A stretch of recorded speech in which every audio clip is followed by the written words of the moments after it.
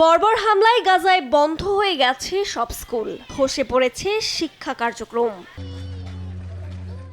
তবুও দমে যাননি ২৯ বছর বয়সী এই নারী। ইসরায়েলি হামলায় তার পরিচালিত শিক্ষাকেন্দ্র ধ্বংস হয়ে গেলেও থেমে থাকেননি শিক্ষক ইসরা আবু মুস্তফা। গাজার খান ইউনিসে ধ্বংসস্তূপের পাশেই তাঁবুতে শিশুদের পাঠদান করাচ্ছেন তিনি।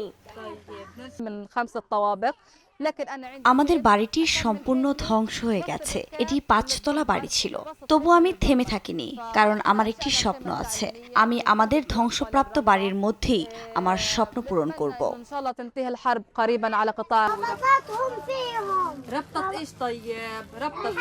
কোনো প্রকার চেয়ার টেবিল ছাড়াই ৩৫ জন শিক্ষার্থী নিয়ে এ স্কুল শুরু করেছিলেন ইসরা। ধীরে ধীরে তা বেড়ে দাঁড়ায় ৭০ জনে। এছাড়া এখানে প্রাক বিদ্যালয় থেকে শুরু করে ষষ্ঠ শ্রেণী পর্যন্ত পড়ানো হয়।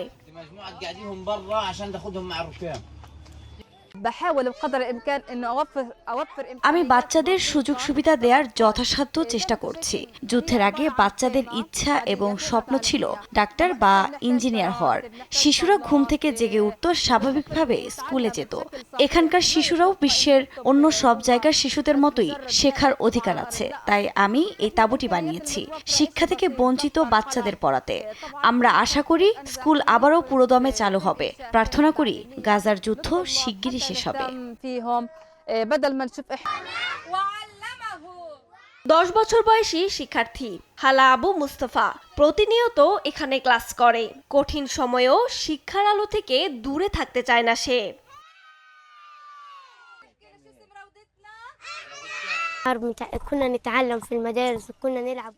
যুদ্ধের আগে আমরা স্কুলে পড়তাম, স্কুলে আমরা খেলতাম, আমরা খুব খুশি ছিলাম। তারপর যুদ্ধ এলো, বোমা হামলায় আমাদের বাড়িঘর সব ধ্বংস হয়ে যায়।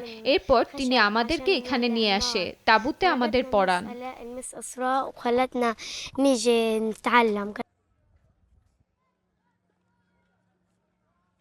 ৭ অক্টোবর যুদ্ধ শুরু হওয়ার পর থেকে স্কুলগুলোকে বাস্তুচ্যুত লোকদের আশ্রয়কেন্দ্রে পরিণত করা হয়, যার ফলে আনুমানিক ৬,২৫,০০০ স্কুলের শিক্ষার্থী ক্লাসে উপস্থিত হতে পারছে না। ফিলিস্তিনি শিক্ষা মন্ত্রণালয়ের মতে ইসরায়েলি হামলায় অন্তত ১০,৪৯০ স্কুল ও বিশ্ববিদ্যালয়ের শিক্ষার্থী নিহত হয়েছে, আর ৫০০ জনেরও বেশি স্কুল ও বিশ্ববিদ্যালয়ের শিক্ষক নিহত হয়েছেন।